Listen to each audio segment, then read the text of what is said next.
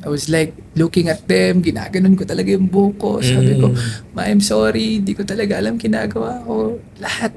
Kumbaga, I was so depressed during that time. Nagkulong ako sa bahay ng 3 months.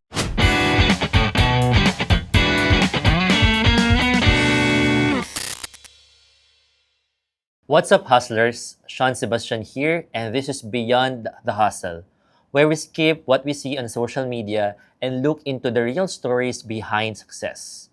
I did this podcast kasi napansin ko na everyone celebrates the wins, but nobody talks about the grind that made that possible. Para maiba naman, we go beyond the hustle to discover the sleepless nights, the pivotal moments, and the persistent process that turns dreams into reality. And I have here Lloyd De Leon. So I'll let him introduce himself. So, hi Lloyd. Hi, Shanti. Hello, guys. So, first of all, I want to introduce myself. So, my name is Lloyd. So, I'm the founder and chief of marketing of Beyond Break Even Digital. So, I have my own digital marketing agency. So, I do marketing, I do directing, production, anything, everything with marketing as well. Cool. So parang with that kind of position, no, I would assume ilang taong ka na ba? Yes. So kasi with that kind of parang position, like creative director ka na, you have your own Yes. digital marketing agency, I would assume nasa 27, 28, Medyo konting baba pa. 25. Yes. So, guys, I'm 25 years old, no?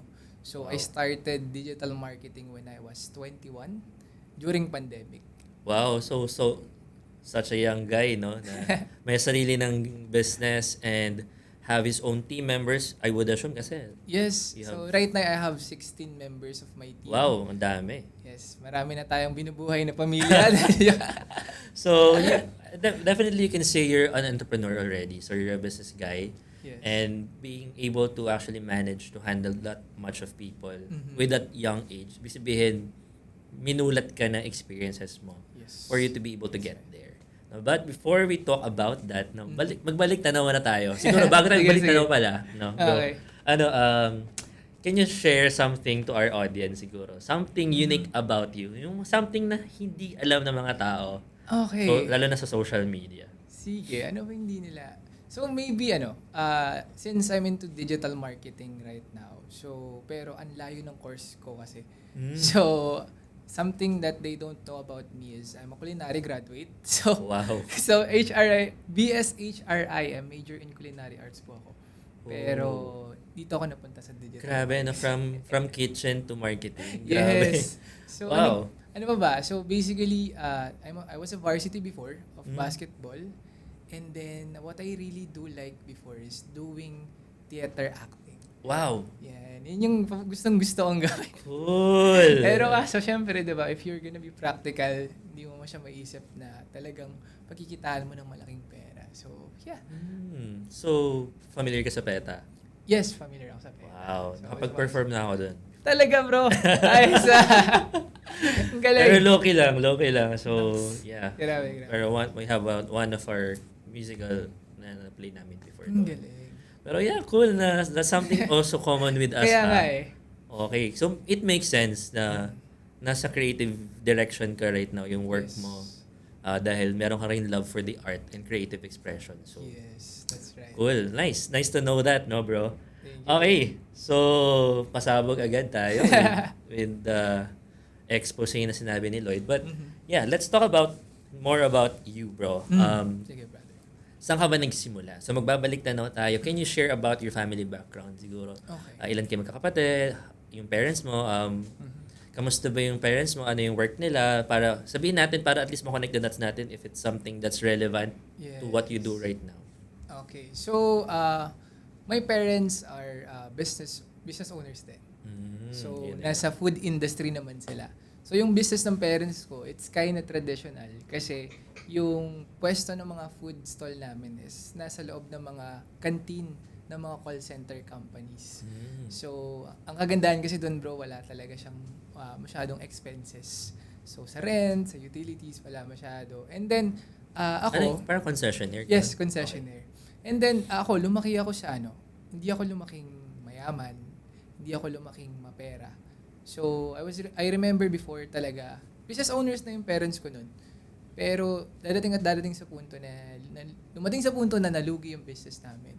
So, yung utang, para mabayaran yung utang, mangungutang ulit. Exactly. Tapos ako, maliit lang ako na bata nun, sumasama lang ako, namumulat ako sa katotohanan. My parents are crying because of money, nag-aaway sila. Tapos there are times na muntik mo silang maghiwalay. And I was crying, sabi ko, bakit ganito? Kahirap yung buhay. Like, tataka ka na lang, gusto mo lang kumain sa McDo nun, hindi ka makakain. Like, parang titipirin ka. Ito lang yung pakainin mo. Bawal ka umorder ng ice cream, bawal ka umorder ng burger. So, I came to that point. And then, bata pa lang ako, sabi ko sa sarili ko, balang araw, pag ako ay yumaman, talagang, alam mo yun, ayoko nang bumalik dun sa ganong sitwasyon. At naiintindihan ko talaga yung life na kung gaano kahirap yung buhay. Kasi, hindi tayo privileged to get all the things that we want. And that moment, na-realize ko na, okay, gagawa ko ng sarili kong path to success. So, yeah, yun, pangilan ba ako sa magkakapatid? So, pangalawa ako sa magkakapatid. Pero tumatayo akong panganay. Dahil yung kuya ko, tatlo kami. Yung kuya ko kasi special child. So, middle ka. Yes. Pero acting as panganay kasi nga, special yung kuya ko. So, I have to be the person na pinakakuya ng lahat. So, yung kuya ko, siya yung pinaka-baby naman namin. Wow. Thank you, bro. I'm seeing a lot of similarities. To be honest, no, sa mga guests ko right now, for some reason, there are always a common ground. Yes. So, I'm a middle child as well. Pero I'm standing as the eldest. Talaga? Ako pa rin yung breadwinner. And, yeah, yung kwento mo sa McDo. Very particularly lang ako sa McDo kasi I remember vividly before. We're not also coming from a well-off family. No? Na, alam mo yun, yung I remember, ito, first na share to, tatay ko, bibili siya ng kanin. Magdadala siya ng kanin sa loob ng McDo. Para hindi kami order ng extra rice. Kasi ang mahal ng extra rice sa McDo. And then imagine mo yung, nausupan nun yung chicken fillet lang. Tapos, paghahatiin ba namin ng magkapatid yan? Like, ganon katindi. Para lang ma-experience namin. Kaya, siguro na-realize ko rin, kaya ako ngayon, sobrang hilig ko sa McDo. Parang I was like trying to heal my inner child. Like, Yes. Na, alam mo yun, yung parang, kaya pala. Kasi parang before, sobrang deprived ka from those things. So yeah, I can relate, totally relate dun sa ano mo, na hindi ka pwede umorder anything about, ito lang yung pwede kasi ito lang yung budget. Yan. So thank you about that, and same, middle child, no, tapos standing as a breadwinner. Yes, but just want to highlight, no, kahit naman naging ganun yung situation ng family ko before, they were the parents na grabe, super supportive at mapagmahal.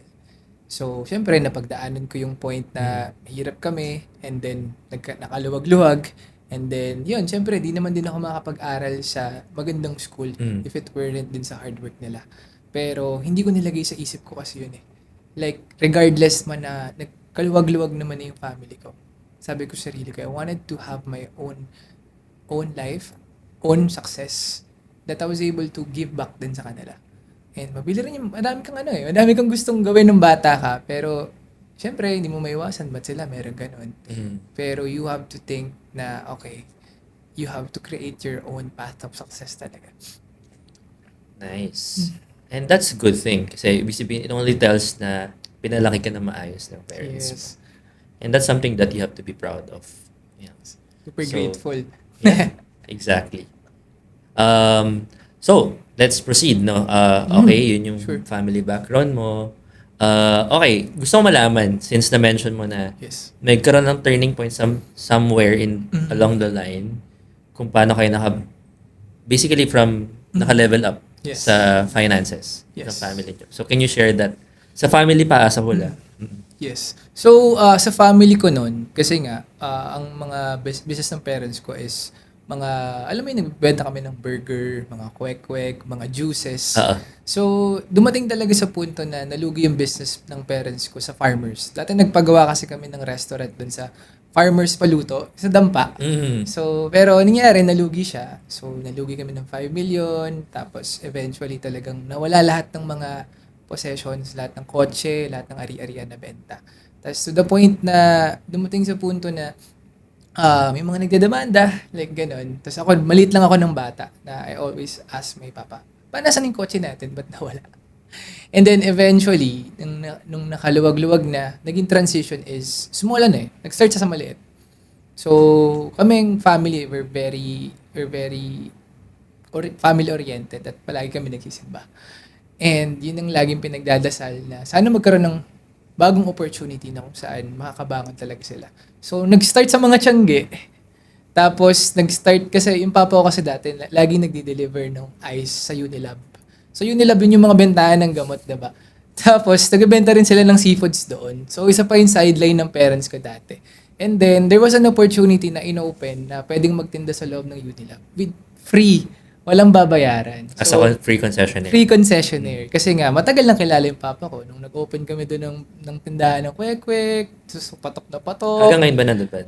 Nandun pa rin siya. Yun pala yung kwek-kwek na natitikman ko, bro. Ay! Sa Unilab ako nag-work. Talaga ba?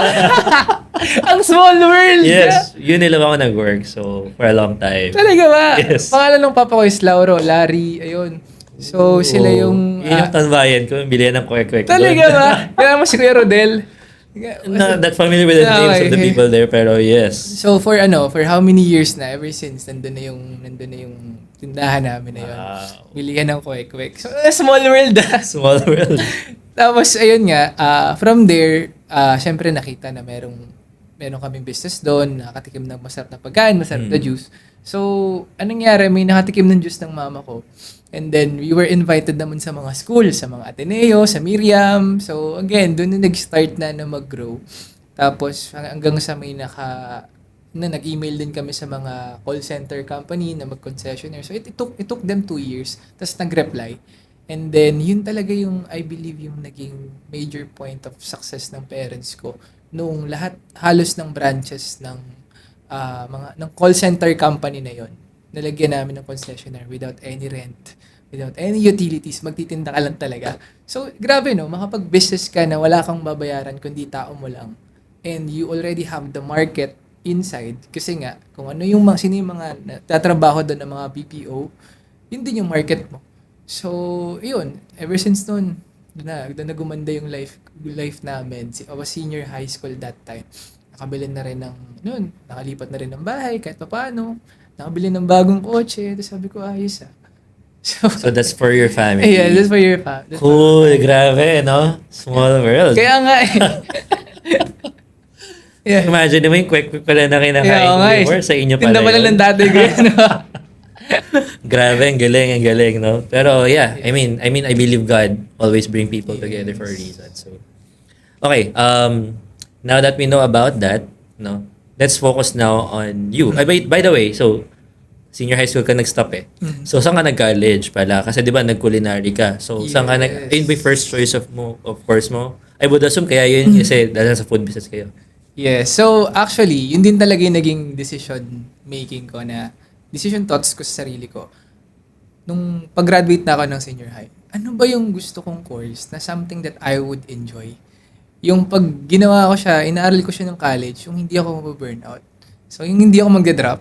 So, sabi ko, parang masarap magluto Kasi yung parents ko into food business na.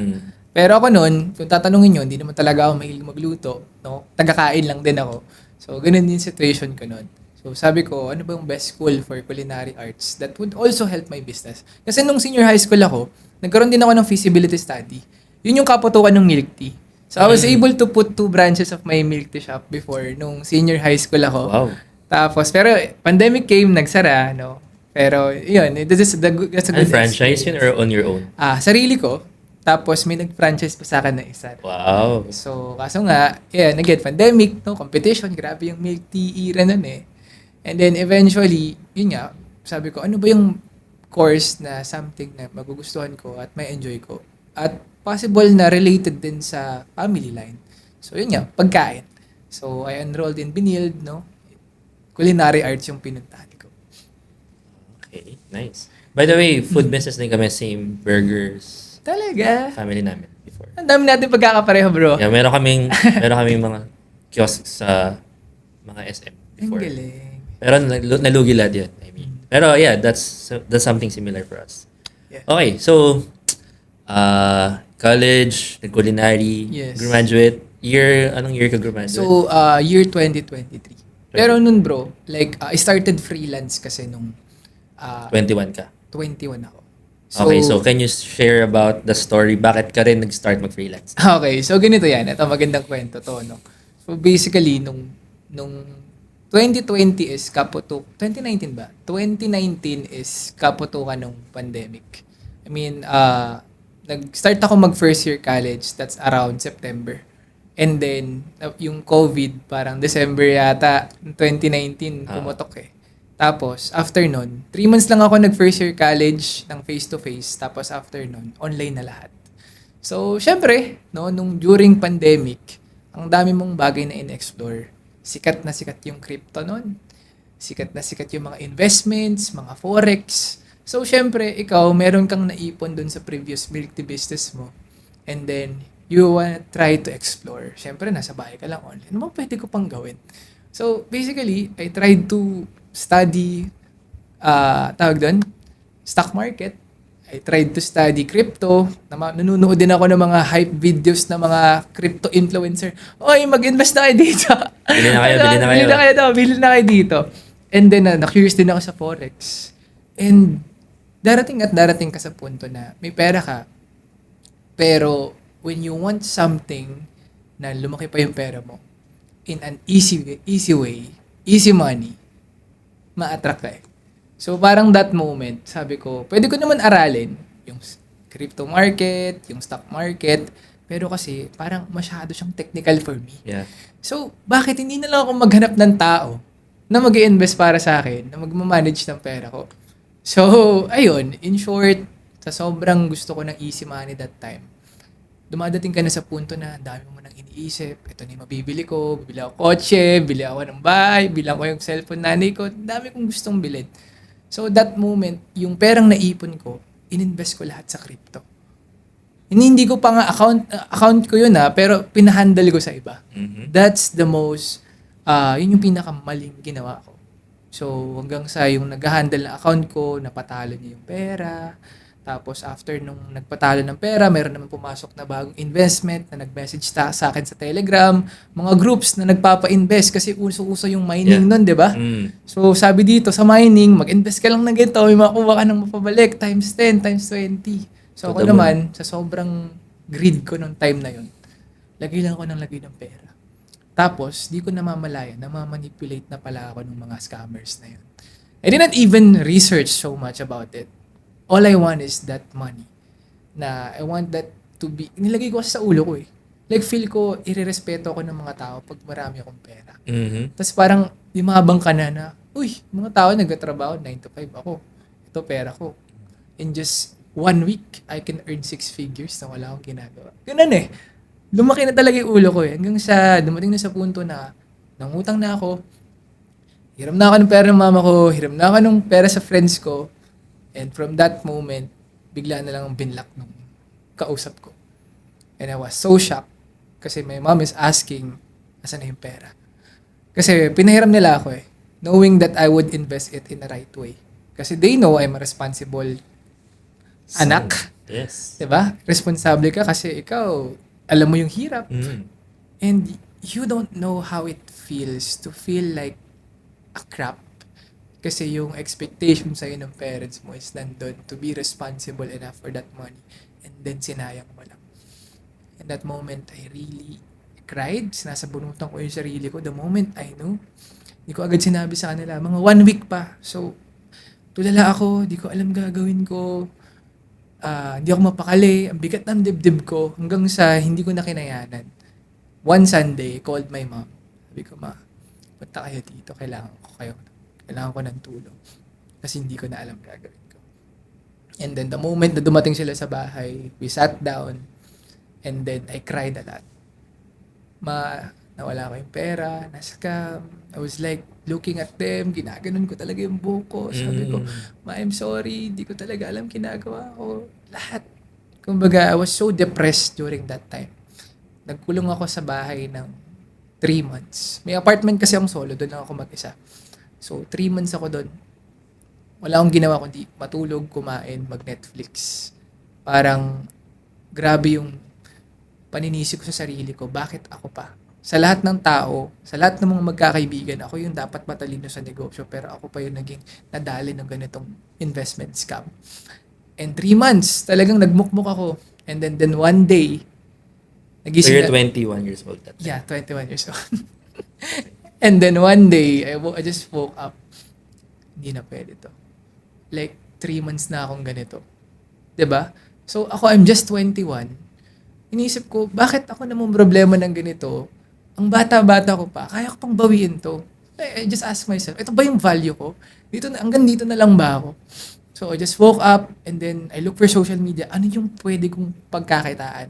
Ano yung pwede kong gawin to make it up? So, I use that as a fuel. No? I joined different courses, free webinars, YouTube, and nakita ko yung Facebook ads na. So, nakita ko yung Facebook ads noon na may mga course na you can earn even nasa bahay ka. Kahit online. So, ayun bro. So, naganap ako ng community and then dalawang community yung pinagpilian ko. Just so happen, mas gusto ko yung live session. So, doon ako napunta. Doon naman na nagsimula yun. So basically, natuto ka ng skill Yeah. and you were able to actually land your client. Yes. Can you share about that, yung first time na nakaland ka ng client na Yes. na-realize mo, ito yung something that I would want to do. Yeah. So, during that moment, like, nung nag-aaral ako ng freelance that time, I was so scared eh. Takot na takot ako kasi hindi ko alam kung paano ko execute to. It's so technical eh. Di ba? The first time na inaral ko yung Facebook ads. And madagdag ko lang. So, just because I wanted to learn, lahat ng mga friends ko doon sa classmates ko, kung sino may client, kinakausap ko. Tapos, can I work for you for free? Ganun yung ginagawa ko para lang din ako magka-experience. And batch 2 ako na nung batch namin sa Facebook ads. And then nung batch 3, sabi ko, Coach, gusto kong tumulong. Anong pwede kong gawin? Biruin mo bro, batch 3, naging team leader ako without any clients. Tapos yung mga students namin, mga hustlers na, kumikita na ng mga 6 figures. And then I keep asking myself, sabi ko, how can I become a team leader without any clients, without any results? But one thing for sure, sabi sa akin ng coach ko that time, as long as you have the heart to help other people, you don't need to have that client. No? You will build your own eventually. Kasi ang unang nilagay ko sa isip ko noon, hindi pera, but to serve other people. At naniniwala ako na in order for you to help yourself, you need to help other people muna. So, ayun bro. Galing. So, na-build ko yung sarili ko, na-build ko yung confidence ko, sa team lead ako. Tapos yung first client ko is actually my relative. So, that moment, nag-work ako them for 3 months eh. So, in-explore ko yung ad account, in-explore ko yung mga creatives nila. Tapos, yun, doon ako nagkaroon ng confidence. No? In-offer ko talaga yung service ko for free. Not all naman ng freelancer ginagawa yun. Pero ako kasi, that's my way of building of my confidence eh. Like parang how can you handle this kind of amount? Siyempre ads ka eh. You're gonna handle big budget para makakuha sila ng sales. So in order for me to have that confidence is I need to create evidences in my mind na kaya ko. So nung nagkaroon ako ng results, no, tsaka na ako naman nag-explore international clients. So usong-uso dropshipping noon, brother. Oh, yes. So, syempre, in-applyan ko, taga-launch lang ng campaign, sa sunod, optimization na. So, that moment na naranasan ko din malowball, no? $2.5 per hour. Tapos, 50 campaigns per day, tapos everyday nare-restrict. So, you know, kasi dropshipping, medyo unethical yung mga products, exactly. diba? So, everyday nare-restrict yung BM, yung ad account. So, struggle din. But that honed me to become a better media buyer kasi natuto talaga ako paano mag-troubleshoot, diba? Tapos, ang malala nun, estudyante ako nung ginagawa ko yun. Nag-aaral. So, nag-aaral ako. So, dumating na yung face-to-face classes. Pero yun mo, syempre, pag culinary arts ka, you have to perform on the kitchen. Manually. Oo. Yes. Tapos, every time na magkakaroon ako ng client, syempre, hindi ko sinasabing estudyante ako. Pag international siya, baka hindi ako i-hire. So, basically, during that moment, may mga times na nagpapamiting, na nagluluto ka pa. Struggle talaga. Yung imbis na pahinga mo na, pagpasok mo sa school, trabaho ka agad, tapos after ng trabaho, luto. Pag uwi mo, trabaho ulit. No? Tapos night shift ka naman. And then, bukod pa sa work ko noon, I'm also a team leader that time. So, nagtuturo din ako ng ads. So, alam mo yun, tipong 5 5 p.m. yung tapos ng klase, 5 p.m. din yung start ng webinar. So ako, tatakbo ako sa canteen, no? Itsura ko, kakatapos ko lang magluto. Tapos, guys, ito na mangyayari, ito na yung gagawin natin. So, Wow. super grind ko lang that time. Yeah. Okay. Sige, nice. And that really defines yung grind, no? Yung hustle and grind behind the scenes. So, Yes. ang gusto bro yung thought processing mo. The way you actually process the things that's happening to you. Yes. Like, let's go to the topic of, building your confidence Yeah. by working for free for other people. Yes. Kasi marami sa mga nanonood natin right now, audience natin na, bakit ako magtatrabaho na libre? Or Yes. why should I actually offer my services for free? Or bakit kailangan ko ng pro bono opportunities? Yeah. So, I'm a very fan of that kasi marami ko rin best ginawa yun when I was starting, no? Yes. And gusto ko lang din sabihin na napakalaki ng tulong niya with Totoo. regards to how I build my confidence Yes. and how I learned all the things that I know right now. Kasi if hindi ko siya ginawa before, hindi ko tinikim ang ganung opportunity, Hindi ka talaga mag-grow, brother. hindi talaga mag-grow. Tsaka to be honest, titingnan kasi natin yung pro bono services as equated lang dun sa pera eh. Yes. Na hindi natin nakukuha eh. Pero in reality, the experience, it's not equivalent to any amount of money talaga. No, yung confidence na nabigay sa'yo kung ano yung kaya mo nang gawin today, it's something that you cannot buy. Kasi kahit marami kang pera, alam mo yun, hindi mo mabibili yung experience na kailangan mo out of Totoo those challenging situations. So, yeah, thank you. I mean, at least ang nasasabi mo rin yan kasi para sa mga tao na nanonood Yes. ngayon na iniisip nyo, ba't kailangan magbigay ng free services? Or kailangan ba talaga? Or required ba talaga? Parang obsolete na yan. Yes. Pero in all the people that I actually talked to, Mm. no, ito sasabihin ko na to dahil na-mention mo na rin naman, lahat sila nag-pro bono. Talaga. Lahat. Like, even artists, Yes. celebrities right now, they were acting for free, they were modeling for free, they were providing services for free to build their portfolio, to gain experience, and eventually to gain that level of confidence and level of expertise. Yes, brother. Ako kasi hindi ako naniniwala sa fake it till you make it eh. I'm not a fan of that. Pero siguro ibang tao nag-work sa kanila yon. So ako, work it till you make it. So kasi like for example, I always tell this to our students, no. So lahat ng mga action items, mga deliverables, gawin niyo 'yan. Kasi all of those work will make you feel confident.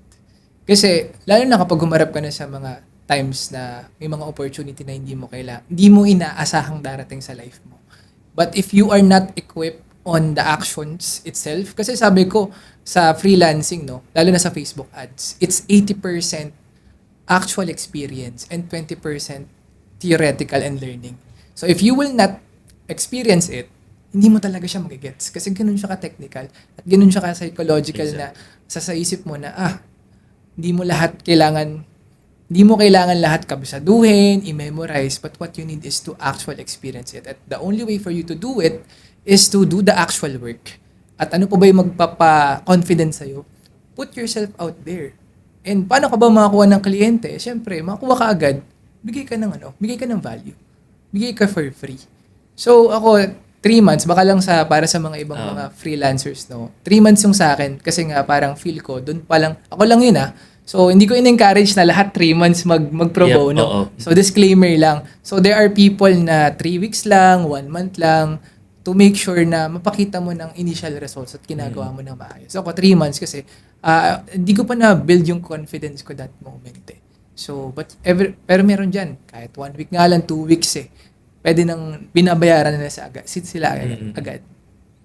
Yeah, nice. So, at least nabigyan natin ng light yung part na yan. Yes. Kasi it has been an elephant in the room for a lot of people. Not only for freelancers but also for entrepreneurs, no? Yeah. Kaya nga sa even for brick and mortar, may mga pa-free samples eh. Basically, yun din yun eh. Yun yung equivalent nun. May pa-free samples, may sampling. Yes. And if you're providing services, basically, what's stopping us from doing that? Yes. If it will actually help us provide value, gain experience, and actually generate case studies. So, Yes. yeah, so moving forward, bro. Yes. Pero at least maganda yung topic na Maganda yun. yung topic, no? maganda. Let's move forward. College, okay. So ngayon, I mean, na-mention mo naman na nag-start ka na ng entrepreneurship when you were senior high pa, no? Yes. Tapos nag-transition ka to freelancing. So right now, let's push forward to your current business na. Yeah. So can you tell us about your business? Tapos what made you start that? Okay. Ano yung pivotal moment? Okay, the actual business is, again, digital marketing agency, no? So, I started from a freelancer. From a freelancer na takot mag-delegate. From a freelancer na gusto ko ako lahat gagawa. Kasi, alam mo, hindi mo alam kung magagawa niya ba yung quality the same that you're doing, eh. So, syempre, as a freelancer, I look for clients. To max clients ko yata na na-handle nun is 5. Tapos, baliw na ako nun. Hindi ko na ma-handle all at once. Tapos, I keep asking myself, ba't ba hindi ako nagde-delegate? No? So, ako noon, that moment, I keep attending events, networking events. So, doon din ako nakakuha talaga ng clients. So, kung ako tatanungin, hindi talaga ako ma-prospecting. Hindi ako ma-cold email, hindi ako ma-message sa page. What I built is binild ko talaga yung personal branding ko. No, I attended events, networking, hanggang sa ang dami ko nakukuha clients na hindi ko ina-expect. And then they see my work. I also post my wins. And doon ko sila na-attract. Sinishare ko rin sa group namin, sa community namin. So doon sila lumalapit sa akin. And then eventually, there come a time na dumami bigla yung clients. Dumami bigla yung clients and to the point na hindi ko na siya kayang gawin. Dumami opportunity. Siyempre, if you would say no to that, parang iniwan mo na rin yung pera eh. Yes. But the problem is, sabi ko, how can I handle these things? Eh ako nga, hindi ko ma-handle ng maayos yung sarili ko. How can I hire more people pa? So how can I accept this much clients and more blessings if ako sa sarili ko, super disorganized? So that moment, sobrang wala akong confidence. No? Pero that moment, what I did is I hire people na hindi ko alam gagawin ko, hindi ko alam paano maging leader, hindi ko alam, wala akong system, I'm super disorganized. Pero that moment, sabi ko, I think this is, alam mo, natatakot ka. Pero pag natatakot ka, you feel that there's something to it na pag na-breakthrough mo, nandun ka na sa next level mo eh. So that moment, nag-hire ako ng mga tao, and I talk to the people, sabi ko, guys, I don't have any SOPs, I don't have any system, but what we can do right now is help each other. So, kayo, may kanya-kanyang role, may social media manager, may video editor, meron kang ads. So, can you guys create an SOP on your own? So that hindi na ako mahirapan. Kasi, yung in-upsell ko dati kasi Facebook ads lang ako eh. Pero eventually, nag-upsell na rin ako ng iba't ibang services. So, pinasok si social media management, chatbot automation, at ang pinakamalaki kong dinagdag is yung video production. Why? It's because most of the problems ng mga local business owners dito sa Pilipinas is that they don't know how to create content at they don't have that equipment to make sure that their content is quality and converting. Since ads nga kami, di ba? So, siyempre pag sa ads, kapag pangit yung creatives mo, kahit anong targeting mo, hindi talaga siya mag-work. So, ako, I added that service and it became my edge sa ibang tao. So, video production ka, pero sales ka. So, I was able to prove that to the client na, okay, ang binabayaran mo, hindi lang video production, but I can make you a millionaire. So, hindi ko naman in-overpromise na ganun, but that's the result na nabigay ko sa mga clients ko. So, yun yung na-leverage ko, kaya mas nakapag-charge ako ng mataas. So, ngayon, okay, may digital marketing agency ka, may production, may ads, may mga tao, but wala akong system. I was so parang wala akong confidence nun. Hindi ko alam kung paano ko siya gagawin, how can I lead this team. So what I did is that I invest into myself. Kasi ako naniniwala ako, kung ano yung reflection ng sarili mo, yun din yung maging reflection ng team mo.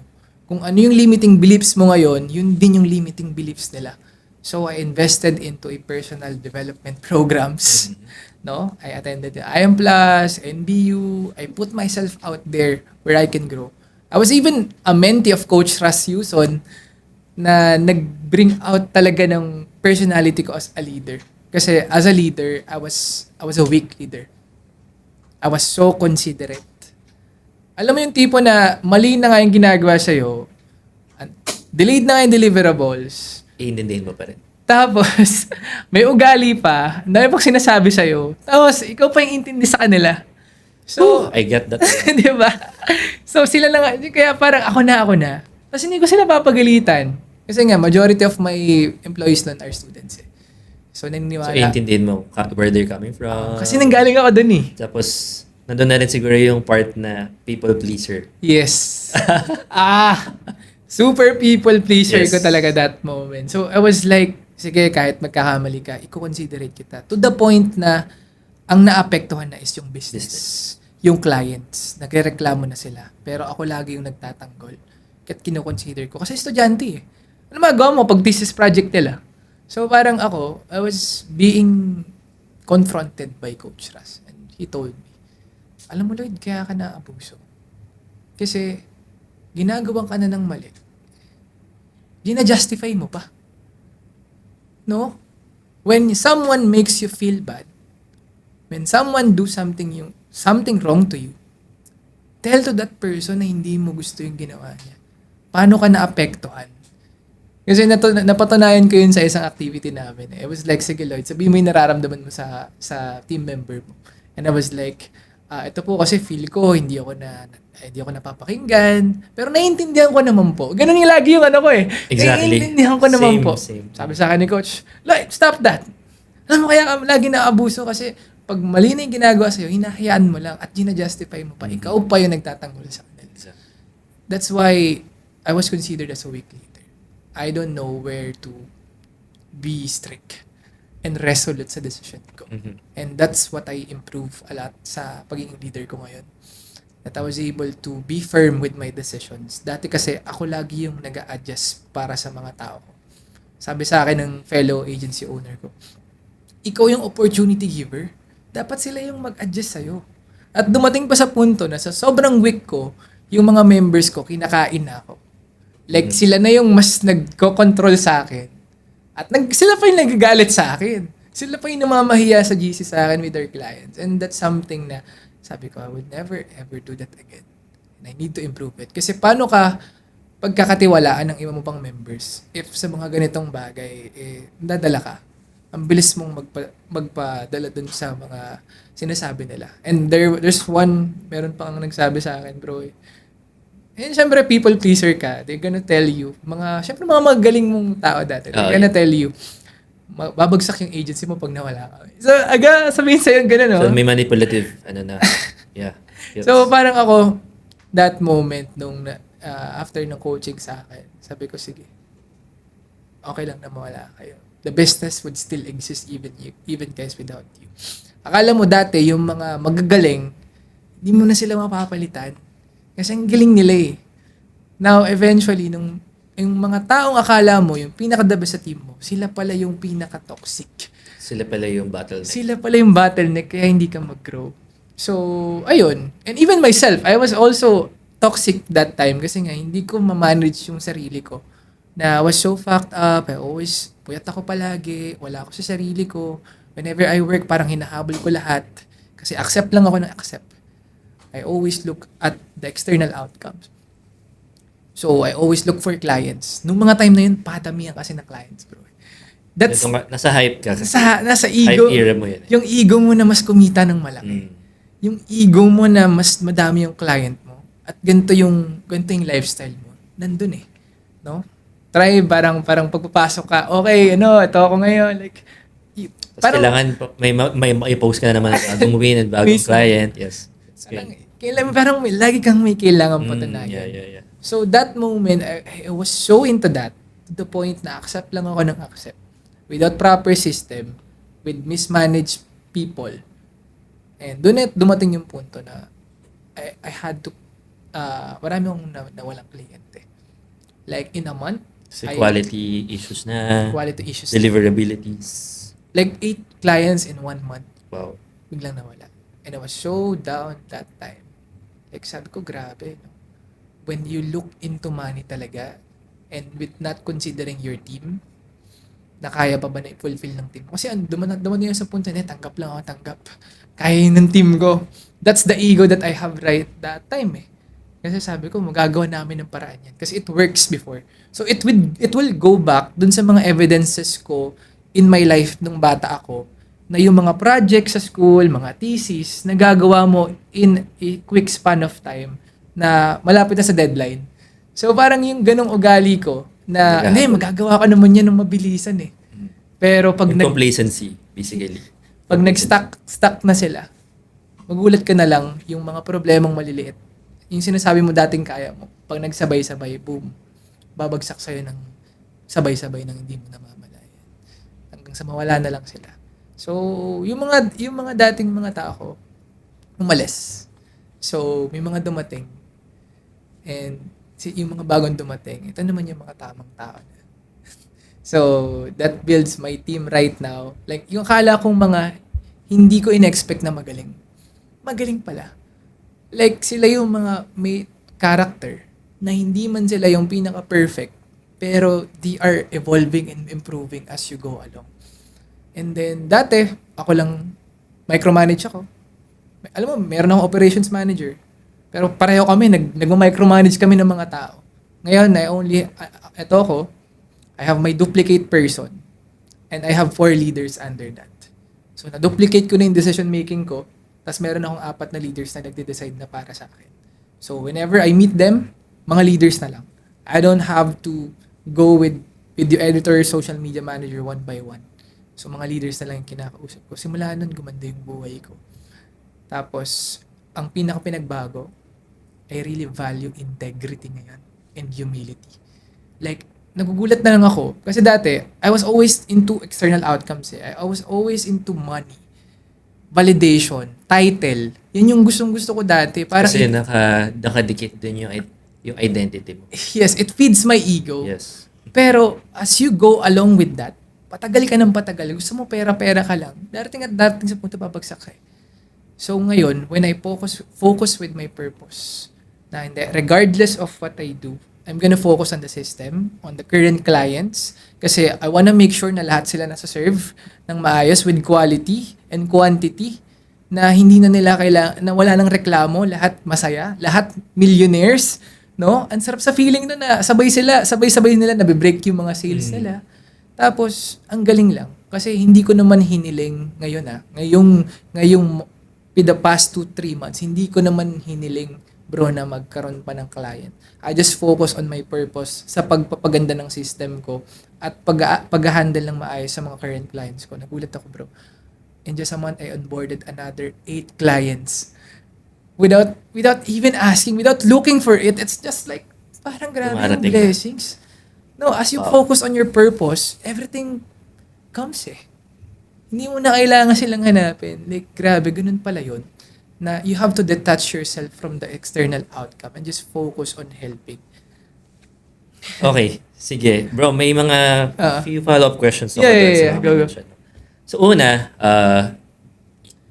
na-mention mo yung, ngayon, you're receiving those kind of breakthroughs right now Yes, in your yes, business, no? And very timing that you are experiencing that right now, Yes, no? yes. That now that we're talking. No, kasi one of the factors is na ayos mo systems mo. Yes. You have the right people. Yes. Gusto ko lang magbigay ng siguro insight doon. Yeah. Kasi ako, I'm an agency owner before. Yes. Pero right now, I am on to lean teams already. Pero hindi mo rin kasi masasabi na you are with the right people if you don't experience the wrong people. Yes, totoo yan.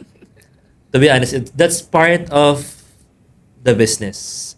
Na magkakaroon ka ng mga maling tao along the way for you to be able to learn what's right and what's wrong. Yeah. So, it's part of the journey, no? Definitely, those people na maling tao, tinulungan pa rin nila tayo in a better, optimistic insight, no? Yes. Another is, gusto ko kasi malaman, bro. Yes, bro. You've been mentioning the purpose. Yeah. Mas align ka na sa purpose mo right now. Yes. Basically, this Beyond the Hustle is an offshoot of my personal podcast din, yung Hustle with Ikigai. So, that's about living your life's purpose as well, aligned with your hustle. Anyway, so this is an offshoot of that. So, gusto ko yung na-mention mo yung purpose. Pero kasi before we proceed to that, no, bago ko tanungin, ano ba yung purpose mo? Gusto mo na malaman, bakit ka nag-hustle? Ano yung why mo, bro? Bakit at such a young age, at such 21-year-old, bakit ka nag-start mag-freelancing? Na-mention mo naman kanina na medyo fed up ka na dun sa gusto mo mag-bounce back. No? Yes. So, meron pa bang mas deeper why doon na bakit mo siya pinursu na right now? Na nag-push talaga sa'yo? What made you push through in this kind of industry? Na bakit hindi ka nag-culinary or something? Okay, I was basically, if I would be direct, my deepest why is, of course, yung simula nung bata talaga ako, I wanted to have my own success. So if we're gonna be deep diving to that, no, nag-freelance ako, ang pinaka-reason ko talaga, is yun nga, na-scam. Pero eventually, I keep asking myself, is this really for me? Kasi nag-aaral ako culinary arts, nag-freelance ako, kumikita ako ng pera dito. Yeah. Pero this is something, kasi sabi nga nila, the only way for you to know what you really want in life is that pag meron kang bagay na gagawin mo, kahit buong araw mo gawin or 1 week mo gawin, kahit di ka bayaran, gagawin mo. Exactly. So, ako, that moment, hindi ko pa alam nung freelance. Kasi Facebook ads, okay, nakakatulong ako, kumikita ako ng pera, tapos nakakatulong ako sa sales. Pero I still keep asking myself a question. Ito ba talaga yung gusto ko? And, di ba, sinabi ko kanina, I was into theater and directing. And then, sabi ko, dahil nga nakita ko yung problema ng mga business owners is wala silang content. Wala silang videos na maganda that would help them increase their sales para sa Facebook ads. So sabi ko, what if mag-direct na lang kaya ako ng mga video contents? Kasi dati nagde-direct naman ako talaga nung theater before nung bata ako eh. So basically, doon ko nakita yung sarili ko. And then eventually, nagustuhan ko na, nakaka-addict. Like it feels like you're playing and working at the same time. Na kahit na pagod ka, fulfilled ka pa rin. So, if you're gonna ask me about my deepest why, it could be the success that I want. To be financial freedom, nandiyan naman yan. Pero kasi, hindi na siya related lang dahil may pinaghuhugutan ka dahil gusto mo to, but something that I really wanted to do in my life. So maybe that's my deepest why, is to find the thing that I really wanted to do. So nung nakita ko siya, dun ko na na-enjoy. And then dun ko na, kaya everyday, tsaka if I would align it with my purpose, syempre, hindi ka lang nag-exercise ng passion mo. You are also helping other people. Ang sarap sa feeling nun, di ba? Na ginagawa mo yung gusto mo, at the same time, you're creating impact with other business owners, you're making them millionaires. Meron na akong mga clients na from scratch, mga pasara na, pero last hope kami, and then ngayon, they're earning millions, and we're so happy. Like, thank you so much. Yung mga ganun klaseng message from your client, na nagagawa mo na yung passion mo, at the same time, you're creating impact in this world. Nakakapagpasahod ka ng 16 na tao na, alam mo yon, with your expertise and leadership.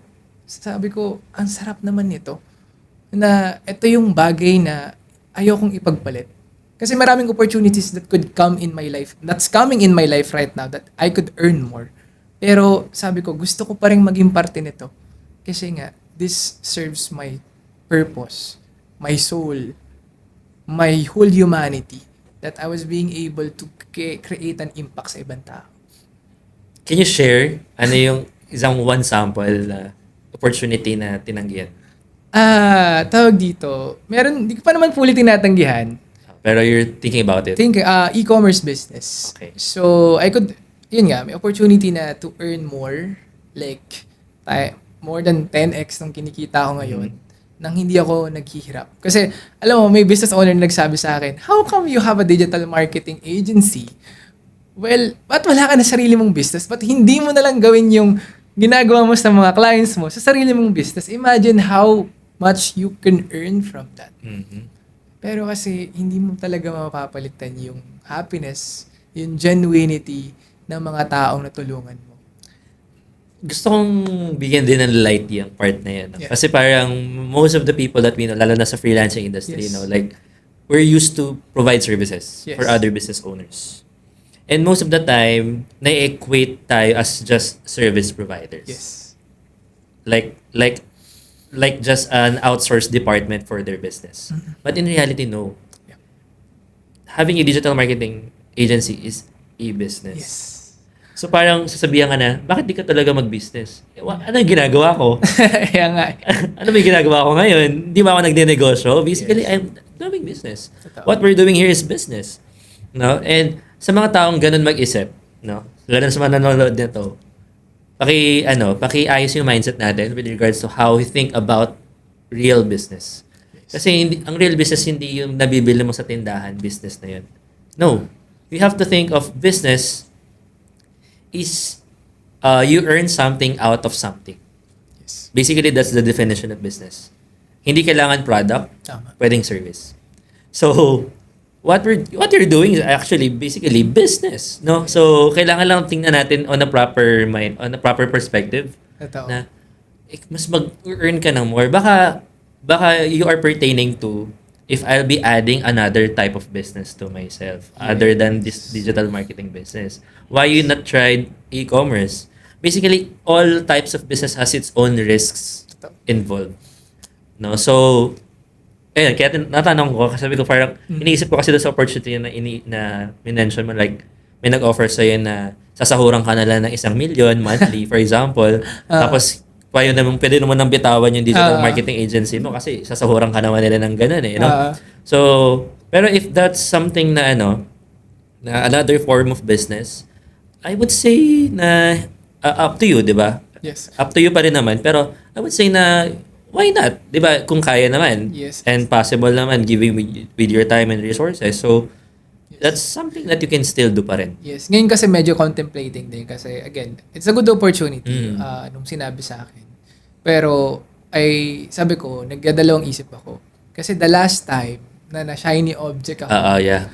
Yeah, pag sinabing shiny object syndrome, it's the state of jumping onto another opportunity kasi tingin mo may mas malaking blessing doon at mas malaking kikitain mo. So, naging aware na kasi ako. Like, it happened before. Okay, malaking offer, tanggap ka lang. Pero the question is, kaya mo bang i-fulfill? Kaya mo bang ganapan? Kaya mo ba bigyan ng 100%? Ako naniniwala kasi ako sa law of focus eh.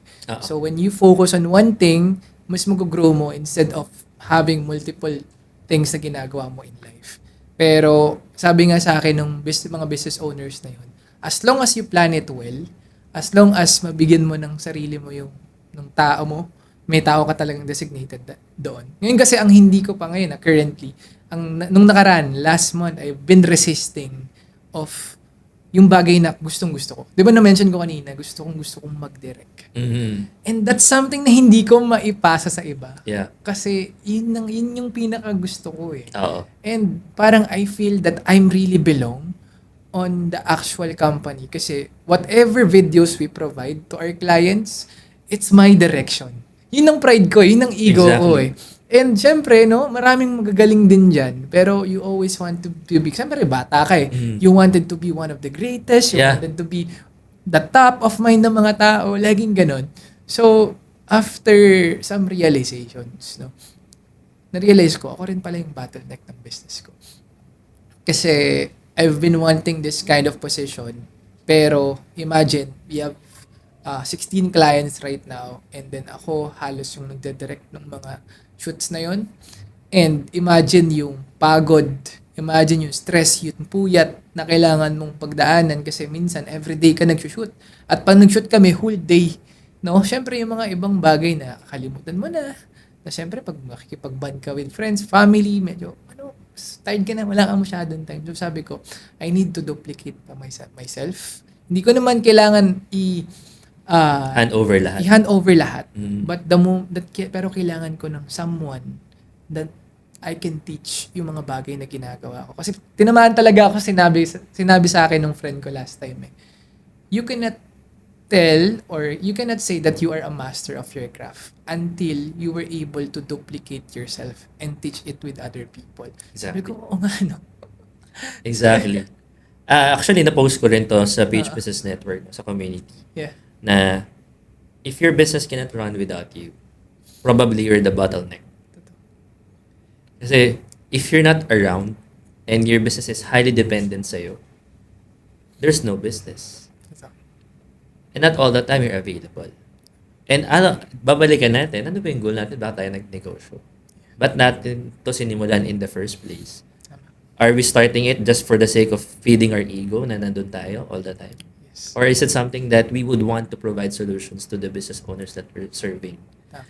'Di ba? Na kahit wala tayo, we can still provide the same value na of course, pinanggaling sa atin. Tama.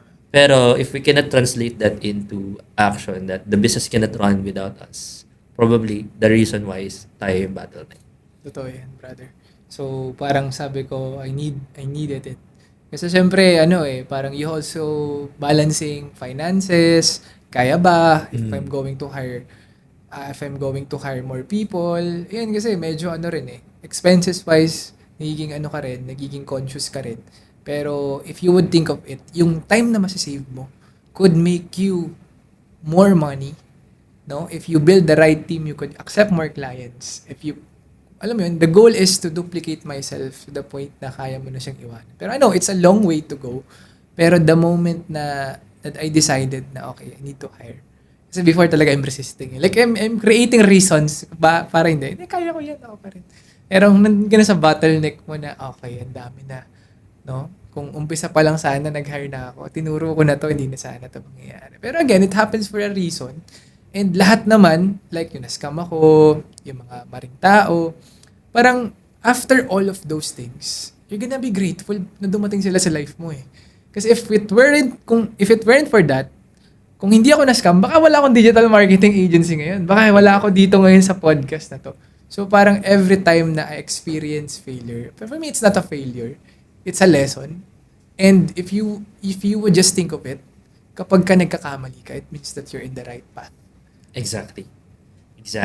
Thank you for that, no? Kasi na-mention ko to last episode, no? Na I mean matanda lang ako ng konti sa'yo. Mas pa rin bata sa with the experience that I had already in life, nag-corporate ako, nagnegosyo, may family business kami before, I had my own startups na lahat nag-fail, madami kong mga sinubukan, lahat, alam mo yun, hindi nag-turn into what I expected it to happen. Pero at the end of the day, hindi ako natakot sa failure. And recently, I realized that for me, failures will always be part of the story. Kaya nga, sinimulan ko tong podcast na to eh. Kasi I would want to hear more about failures of people rather than just wins without even proper context of how it happened. Yes. Kasi sa akin personally, dumating na ako sa point ng life ko na hindi na ako takot magkamali. Na, okay, pa nagkamali ako, definitely I learned something out of it. I'll get what I have to learn from it and then do better. Pag nagkaroon ako ng failure, okay, ibig sabihin lang, it's not for me or I have to be better. No? And I always look at the brighter side. Kasi siguro kung sa ibang tao, kasi I know a lot of people na pag nagka-failure lang, isang beses pa lang ayaw na. Yes. Soko na. No? And that's something na, kumbaga, tatak ng isang entrepreneur is yung, despite of failures, you still can stand up again and bounce back. That's right. So, gusto ko lang din sabihin or i-acknowledge yung part na kinuwento mo kanina based from your stories, no, na sa atin, no, to be honest, when we start chasing after money, no, and we start chasing after our purpose, everything falls into the right place. Totoo. Grabe. Ito ba, Anessa, kung babalikan mo yung story mo kanina, I was listening to your story. All those times, all those failures that you experienced is because motivated ka by something tangible. Yes. Not about your purpose talaga. Yes. You want this to happen, you want this, you're feeding your Yes. ego. You're chasing after something that's Yes. not along with your purpose. Pero right now, sabi mo nga, mas na-build mo na without even asking, your clients are coming in. Kasi mas aligned ka na sa purpose mo. And Totoo. yun yung gusto kong sabihin din sa mga audience natin right now na if you chase money, tandaan nyo, no, lahat ng hinahabol natin, tumatakbo pala yun. Tama. That's just universal truth. Lahat ng hahabulin mo, tatakbo palayo sa'yo. Talaga. Wala namang hinahabol na lumalapit papunta sa'yo eh. So if you're chasing something, lalayo sa'yo yan. Yes. But if you actually stay still, focus on what you want to do, focus on what's your purpose, focus on the value that you have. Now, kung clear sa'yo and you have that clarity, everything will fall into the right place. Yes, agree on that, brother, no. So ako, I always differentiate passion into purpose. So just to share lang, no, I read this book, Ego is the Enemy by Ryan Holiday. Yes. So basically, passionate people, sabi doon, are also called crazy persons. So why crazy person? Kasi you are operating with a burst of energy. Yung gigil na gigil ka. Oo, yeah. Especially kunyari nag-enroll ka sa bagong course. No? Yung gigil na gigil ka, feeling mo ito na yung magpapayaman sa'yo. Oo. Ito na yung 6-figure, 7-figure magpapaahon sa hirap sa akin. Yes. Pero pag nandun ka na, sa hirap at technicalities overwhelmment, dun na talaga bumabagsak. And then, pagka sobrang passionate mo kasi gigil na gigil ka, you don't see the burnouts. You don't see the breakdowns. Na kung saan, kapag ka na sobra na ikaw sa pagod, you tend to quit. While being purpose-driven is that regardless of how many times you fail, you will still be on that track. Na regardless na hindi maganda yung nangyari sa'yo, you put in the work. No, you are driven by, because you are on duty, you are aligned with your integrity. Yan, napakahalaga sa akin, integrity and humility. So when you are with purpose, you don't always want the spotlight. You always want to help other people, or maybe regardless of the validation, gagawin ko to kasi ito yung trabaho ko. Kasi most of the time people, gagawin ko, passionate ako kasi may kapalit, may pera akong makukuha. Pero if you're purpose driven, magugulat ka na lang kahit hindi mo hingin yung pera, you do your job, you do your purpose of helping other people, ginandaan mo yung creatives, no? Kahit na nagtagal ka ng oras sa pag-isip nun, you know that the video is quality, chinek mo ng mabuti yung mga ilo-launch na campaigns, tama yung budget, tama lahat, and then nagulat ka na lang, effective, kahit di mo siya iniisip. And, alam mo yun, kasi sometimes, di ba, being passionate, gigil-gigil, tapusin ko agad to.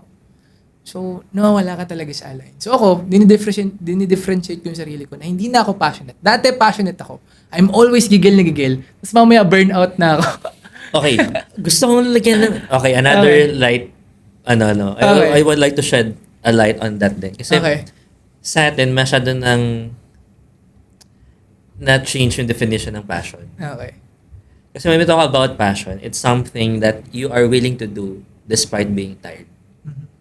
No, it's in my first season of podcast. No, I explain about passion. Na pag sinabi natin passion, alam mo yung tipo na pagod ka umuwi ng bahay mo, pero kaya mo pa rin siyang gawin. That's passion. For example, gusto mo magluto. Mahilig ka talaga magluto. Na kahit magluto ka buong araw, okay lang. That's passion. So, sa atin kasi, parang medyo na-intertwine yung meaning ng passionate na super passionate kung magtrabaho ngayon, pero mamaya hindi na passionate. Yes. So that's not passion. That's just fear of the moment. That's just emotion trying to push you, or that's just your kumbaga you're driven by something external. Yeah. Or you're driven by temporary motivations. Yes. That's not passion.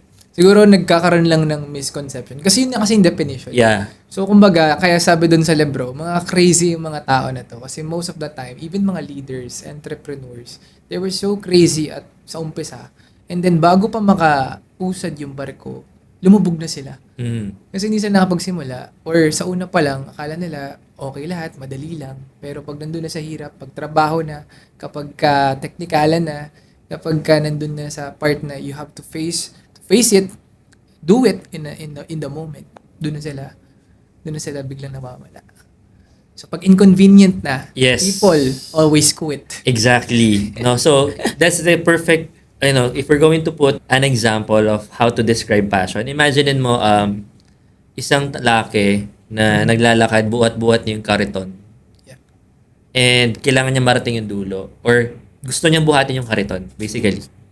Dala-diretso lang siya maglakad despite matumba siya, madapa siya, may mambato sa kanya. Along the way, dadalhin niya, tatapusin pa na niya yan. That's passion. For example, I've seen a business owner na nalugi na lahat. Nawala na lahat. Pero that doesn't stop him from moving forward. Kasi passionate siya at alam niya na yun yung gusto niyang gawin, and he believes one day I will be able to actually hit my breakthrough. That's being passionate. That's the real definition of passion. Kasi right now, yung people try until it hurts. Yes. Until it's convenient nga, sabi mo. Yes. So parang, hindi yun passion. Baka, it's just a spur of the moment na gusto mo lang itry sa buhay mo. Pero, Yes. kasi ibig sabihin, you're not motivated enough to actually finish that to the end, no? Yes. So, yeah, yun lang naman. ang Yeah, thanks akin. so much for the clarity, no? Again, ako talagang medyo sineperate ko na yung sarili ko sa pagiging passionate eh. Kasi nga, Kasi ako, I believe, bro, you're so much passionate right now. And I'm seeing you right now. Like, Yeah. right now, you're very active on, keeping yourself healthy and fit. yes, totoo. That's being passionate. Kasi, meron ka 100 days challenge to finish. Yes, totoo. You have to actually have the passion to finish until the 100 days. If you don't have the passion, bro, you won't be able to actually continue and finish that. But since you're passionate, you're committed to your goals, it will actually bring you a long way. Thank you so much. No, again, misconceptions, no, na hindi pag feel mo kasi yung iba kasi tingin nila pag ito na yung gigil na silang gawin at gusto nilang i-try at na-enjoy nila, tingin nila yun na yung passion nila.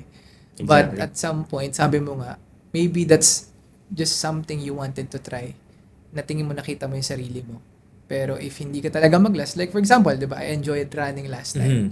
So I was so passionate that time na pagra-run, like every 4 times a week nagra-run ako.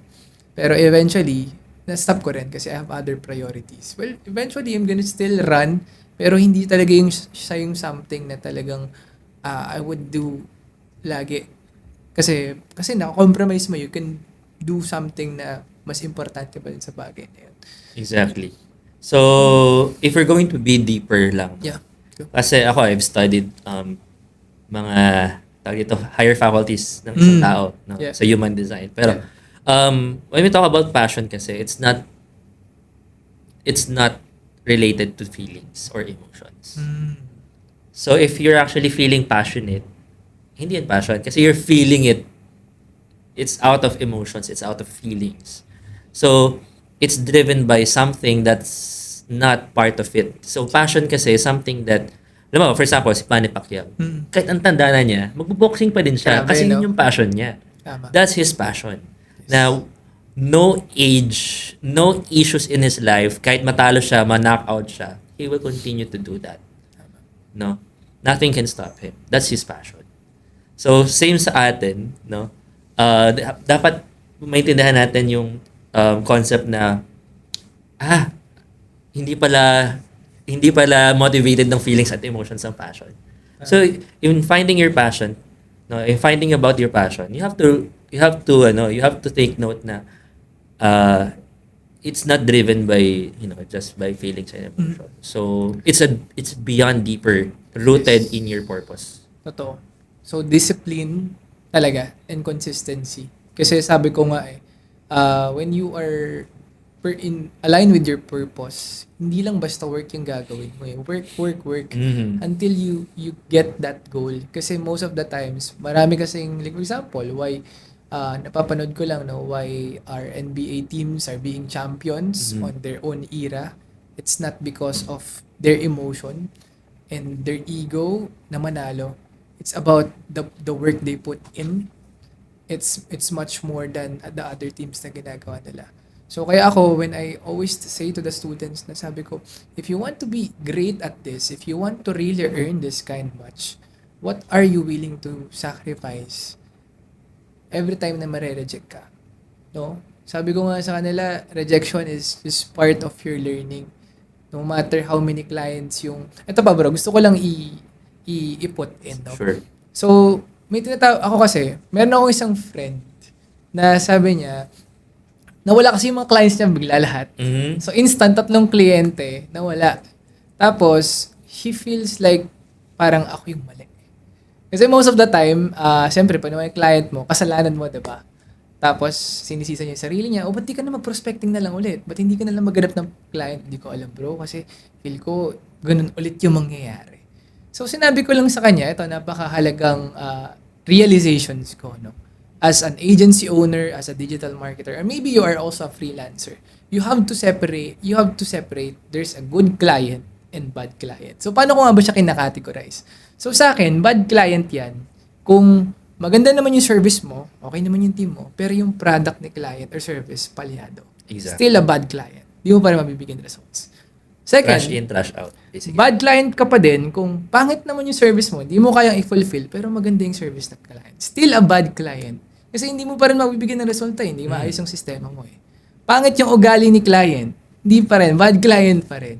And the only way na mako-consider mo lang na a good client to is if maayos yung sistema at service mo at maganda din yung service at product na ginagamit niya or pinopromote nyo. Because in that way, you could work long term. Kasi ang problema sa mga freelancers, pag nawawalan ng kliyente, sinisisi nila lahat sa sarili nila. They've been too hard, self-sabotaging themselves. Ayoko na mag-freelance. Kasi kasalanan... Na-question na nila yung worth nila. No? Yes. Tapos sabi ko nga sa friend ko na yun, o sige, parehas tayong, yung nawala sa'yo, aesthetic clinic client. Ako may aesthetic clinic client. Palit tayo ng kliyente. Baka nawala rin sa akin yung client na yan eh. Maybe it's not all about you. Maybe you're just meeting bad clients pa as of the moment. And you have to be aware kasi kung ano rin yung tingin mo sa sarili mo, kung ano lang yung feel na deserve mo, yun talaga yung ma-attract mo. Exactly. So, if you are wise enough that, okay, alam mo na yung good client, so in order for you to get good client, dapat ganito rin yung approach mo, ganito rin yung system mo, ganito ka rin i-position yung sarili mo. So, ngayon, dati, ang dami kong bad clients, umabot na ako sa 20 clients na hinahandle, and half of them are bad clients kasi yung iba hindi ko mabigyan ng results, yung iba pangit ugali, yung iba palyado yung service ko. So nawala sila. So ngayon I was so happy and proud to say na all of my clients are good clients. So kayo guys, sa mga freelancers out there, you need to find a good client. And you also have to be a good service provider. Hindi lang, it's not just a one-time thing. Ang ganda ng sinabi mo. No? Kasi to be honest, I always tell this to my students. Yeah. No? Kasi I'm a coach also. Yeah. The right value always goes to the right person. Tama. No? So for example, when we're talking about the right people to work with in our business, I'm not just talking about team members. Yes. I'm also talking about our clients. The partners that we have in the business. Kasi if kahit gaano kagaling yung digital marketing agency mo, kahit gaano ka talented, kahit gaano ka skillful, if basura naman yung katrabaho mo, you will produce trash. Trash in, trash out talaga. No? Yes. Kaya ako right now, I'm very much particular on the people that I'm working with. Kasi, alam mo yun, una, kapag as a service provider, you're not just providing high quality services. You're also providing your time and effort and expertise.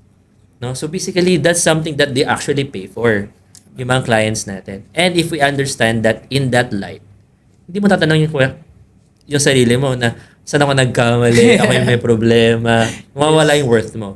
Kasi again, the right value goes to the right person. So if we're providing the right value, it will actually reach out to the right people. Yes. So Yun yung nangyari sa'yo. yes. No? Kaya you have the good clients right now. Yes. And you have to you have to be careful din kasi like what you say to yourself kasi like yung friend ko nga, he keeps self-sabotaging himself. Hanggang sa kaya niya naman kumuha ng client, but how he see himself na ay, di ko nga nabigyan yung client ko, 3 client ng results eh. So, paano pa? Ba't pa ako magiging motivated to get more clients? And I just told him, maybe that's a bad client. And your goal is to find the good clients sa mga partners, magiging partners mo. And that way, you will work with them peacefully and masaya ka. So ngayon, walang problema kasi lahat kumikita eh. Exactly, yun. I mean, kasi hindi dapat ina-equate yung worth natin dun sa mga results lang na ano. Kasi parang, let not your failures define you as a person. Maybe you didn't provide results for these clients, but that doesn't mean that you're not good. That doesn't mean that you cannot improve. That's That right. doesn't mean that yun ka na lang. No, kung titigil ka na dun, that's a you problem. So, kaya nga sabi ko kanina di ba? Hindi dapat feelings ang nagmo-motivate sa atin. If we're passionate about the things that we do, okay, nagkamali ako, nawala sila, so ano next step ko? Yes. What am I supposed to do? Magmumukmuk ba ako? Will I actually magkukulong ba ako ng 3 months sa loob ng kwarto ko? Yes. Or will I actually try to look for good clients Totoo. na I can serve well, that deserves the value that I provide? That's Dapat right. ganun eh. No, if you would want to be confident, dapat maniwala ka unang-una sa sarili mo na that you can provide, that you're valuable enough, that you Yes. can provide value and solutions to those problems. Yes. So- again, so everything is a learning, no? Don't make it as an identity pag nagkakamali ka. The thing is, when you make it as an identity, hindi lang kasi yun yung nangyari. For sure, sa mga students kasi, hindi lang yun yung problema. It will always the problem in your character simula pa nung rooted mo. Like, kunyari, okay, you keep sabotaging yourself na, okay, di na ako maghahanap ng clients kasi hindi ko nabigyan ng results. So, the question is, what specific part in your life na nangyari yung same thing na nangyari sa'yo kaya ayaw mo nang gawin? So, you give so much expectations, high pressure, kasi you always, wala ka na eh. Parang, lagi mo inisip sa sarili mo, I am perfect. So, dapat lahat magagawa ko. Maraming reasons. Kaya, every time na we teach something sa mga students, kaya client getting, kailangan talaga merong mind conditioning, may personal development, kasi, Hindi pwedeng wala yun. di ba? Hindi pwedeng. Para 80%, sabi ko, 80% of the problem is always in the character, not in the execution. Kasi, kunyari na lang sa tribe, no? Mag-optimize ka na lang ng profile mo. Andali na lang. Abutin ka na 1 taon. Abutin ka 1 taon. And I always tell to them na, alam mo, ang problema hindi dun sa gagawin eh. Ang problema dun sa gagawa. Kasi, whenever you optimize your profile, you always think na, baka may sabihin yung kumari ko, graduate ako ng college na architecture ng engineering pero nag-freelance ako. So parang before, 'di ba, sobrang sa freelance tapos Ang tindi nung i-break na walls. 'di ba? To be honest. Sobrang tindi. Like, sabi ko sa kanila, so, yung mga tao ba na yan, meron bang ambag dun sa kinikita mo ngayon at sa pamilya mo para hindi mo siya gawin at makinig ka sa kanila? So, I always tell them na allow yourself to be full. Maging tanga ka sa harap ng ibang tao. Kasi the moment that you always wanted their approval, people-pleasing nga, na dapat eto ka, wala naman silang ambag, doon ka na nagkakamali. And sabi ko sa kanila, every master was once a beginner. Lahat kami dito mga leaders, lahat kami dito nila coach, nagmukhang tanga. Nung unang nagpalit kami ng profile namin. But pinanindigan namin because we know these things would help us earn more and build our empire. On that note, no, yung magmukhang tanga, to be honest, tayo lang nag-isip na nagmumukha tayong tanga. Totoo. People doesn't really care. Mag-change ka ng banner mo to tell about your service. Wow, at least alam na ng mga target market mo na yun yung ginagawa mo. No? Iniisip mo yung sabihin ng kaklase mo, ng kamag-anak mo, Yes, ng kapitbahay mo. Ano ngayon? 'Di ba? Kasi tayo, before we actually, yung mga judgments, yung mga predicaments at mga prejudices na meron tayo sa buhay, tayo lang din nag-iisip na. Yes. No? And as a business owner, dapat tanggal na yan. Yes. That's something that, ako, right now, I'm really showing up Yeah. through this podcast, no? Ay, kung sino makapanood at makapag-provide itong mga pinag-uusapan natin, Yes. one person who can actually get inspired and provide an impact through this, I'm happy. I'm fulfilling the purpose that I want why I started this anyway. Yes. And I always tell this to students or every freelancer.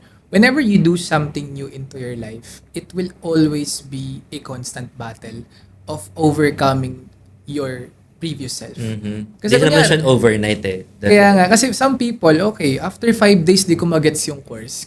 Quit na ako kasi feel ko dito para sa akin. Tapos, sabi ko nga sa kanila, ako nga, it took me 2 years for me to be sustainable in this industry. And now, 5th day pa lang ng course, you're already quitting. So, imagine, kunyari, 25 years old ka, 25 years of your life hindi mo ginagawa to. Tapos, gagawin mo bigla. Of course, it's not gonna be easy. May tawag dito, may repulsion Yes. sa kung ano nakasanayan na ng katawan mo. Di ba? Yes, and every day it's a battle, whether you have to do it or not. Ganun din, kaya simpleng paggising ng umaga, no? Like for example, I'm into fitness, no?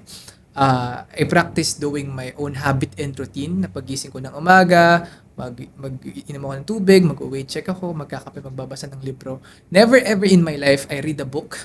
Never ako nakatapos. Pero ngayon, tapos ko na yung libro kasi I created that habit. So ako, every day is a constant battle para gumising ng umaga. Kasi for 25 years in my life, hindi ako gumigising ng maaga talaga. But because I wanted to change, I wanted to learn, and I'm being intentional this time. Kasi dati parang I always go with the flow. Hindi, ngayon, I need to be intentional. Gagawin ko talaga sa abot ng aking makakaya. And then every day parang it's a battle. De matulog ka na lang. Pero hindi gusto mo pa yung 2.0 version mo, hindi na ikaw to, hindi na ikaw yung dating Lloyd. So I have to wake up early and do my morning routine. As early as? As early as 5 a.m. Wow. Okay, nice. So, I'm very happy, no? Kasi Lloyd, I mean, I've met you 2 years ago. I think, yeah. 2 years ago pa. So, 2 years ago. I have a point of comparison of where you're coming from and who you are right now. So, I've seen you grow, bro. Thank you, brother. So, I'm really happy. Yeah. And, kaya rin naman I actually asked you to be a guest here. Kasi, that particular, growth that you had, no? And I know you're still growing and Yes. malayo na, pero malayo pa. Pero, again, no? This can actually inspire people who are watching us right now or listening to us right now on this podcast na wala sa edad Tama. Wala sa- yung discipline as long as you're being intentional. Kasi again, hindi ikaw yan eh. Hindi talaga. It's not your wiring, it's not your system, it's not who you are kung titingnan natin, 'di ba? Pero at the end of the day, who you choose to be is someone who you are. Tama. Hindi dapat tayo nakadikit na tamad ako eh, hindi ako sanay magbasa ng libro, talagang night owl ako, I'm not a morning person. Diba? So kung hangga't dinedefine mo yung sarili mo na ganun ka, yun ka. Yun talaga. Pero if you chose na I'll be this one, I'll be this person, I'll be the better version of myself, I'll be the healthier, fit version of myself, and that's who you become. Yes. And most of the time, madaling sabihin pero ang hirap panindigan. Exactly. Like, you wanted to be this next version. But, ang question mo ngayon, what are the things that you can do right now? And, second question, what are the things that you can check, that you can do, or you can provide to make sure that you are progressing? Kasi madaling sabihin, gusto kong pumayat, gusto kong maging 6 figures, 7 figures freelancer, but are you putting the real work? Mm-mm. Kasi doon kasi talaga mapupunta yun eh. So regardless of those ambitions, regardless of those dreams na gusto mong ma-achieve to, question is, are you putting the work? So if you put the work, make sure, hindi lang work, but work talaga. Exactly. Not work until it hurts. diba? Yes. So, yeah. Thank you thank you for that, Lloyd. Kasi very insightful ng discussion natin right now. Now that we're nearing to our wrap up our episode. I think medyo mahaba-haba din to, pero Kaya nga eh. very very much Yes. insightful. I love the discussion that we had. Any last message or advice to our audience right now, whether they are an aspiring freelancer, a student like you before na nag-hustle and grind, or a crypto, alam mo rin, tayo, no? Commenting din na we Yes. have already, nasa crypto space, or an agency owner, or an entrepreneur, basically, the business owner na nasa F&B din, no? Ano masasabi mo sa kanila with regards to the importance of, kasi parang nakita kong pinaka-key mo ngayon is yung when you actually build your system eh. Yes. Yung personal discipline and the system that made you your breakthroughs talaga. Yes. So, So, for all those freelancers, maybe you're also an agency owner or aspiring pa lang. So, ito muna, siguro sa mga tao nagsisimula, no, gustong maging digital marketer din or explore working online. So, whenever you start something new, detach yourself from the outcome. Like, focus on the work, help other people, like you can help yourself so that you can helping yourself with helping other people. Sorry. So, pagandahin mo muna yung iba and then eventually gaganda rin yung mismong life mo. So, ganun kasing ginawa ko eh. So, I did not focus more on money, but focus on what can I learn from this. Second thing is that how can I be this person ng mga taong nakakasama ko? Ano ba yung ginagawa nila? So basically, I focus more on the things at the work instead of getting money. Kasi kapag pera lagi yung titingnan mo, parang lahat ng mga taong tatanggap sa'yo, ay, itong taong to Demetro. No? At taong to nakatingin lang sa pera, aayawan ka nila. So ako, I focus on work, on giving value to other people, helping myself by helping other people. So pangalawa naman is that, wag kang masilaw sa pera, validation, tawag dito, entitlement, not just because meron ka ng ibubuga ngayon. Kasi sa umpisa, 'di ba? Parang you wanted that kind of sa una sipag ka pa, di ka pa tumatanggap masyado ng pera, pero once you reach that point na may value ka na, doon na nagkakaroon ng problema. You wanted more. You wanted that greed to the point na it ruins you. And gusto ko lang i-highlight that success could also ruin you. An opportunity can also break your team, your business. Kasi pag pera ka na tingin, parang tanggap ka na lang tanggap, hindi mo na pala kaya. No, pagod ka na pala, and then to the point na nasira na yung reputation mo, sira na yung digital marketing tingin ng tao sa'yo na eto magaling ka, pero marami ka pa rin nako-compromise. So again, if I would summarize it, no, again, detach yourself from the outcome, focus on the work itself, and at the same time, enjoy what you really, find something na yung bagay na kahit hindi ka bayaran, willing kang gawin. At panatiliin mo yon at yung pera dadating na lang para talaga sa'yo. Nice. Ayan, sobrang solid ng session natin. Thank bro. you, brother. Thank you for all the insights that you've shared. So yeah, guys, this is a wrap for our today's episode ng Beyond the Hustle. We would like to, of course, personally thank our special guest right now, si Lloyd De Leon. And by the way, no, you can follow his socials. I'll be including all of them in my podcast show notes here in Spotify, YouTube, and Apple Podcasts. So yeah, thank you so much, Lloyd, for a wonderful discussion tonight. Thank you so much, brother. And sana makapag-guest na ako sa susunod pa. ulit. Sure, yes, definitely, yes. Baka, pwede. Really enjoyed. Okay. All right. That's another episode of Beyond the Hustle. So yung mga hustle mo ngayon, that's not preparation for your success story. That is your success story. So if you want, connect with me on social media, share your hustle story, or send me entrepreneurs who aren't afraid to get real about their process. Remember, your story matters, especially the parts beyond the spotlight. This is Sean Sebastian. See you on the next episode.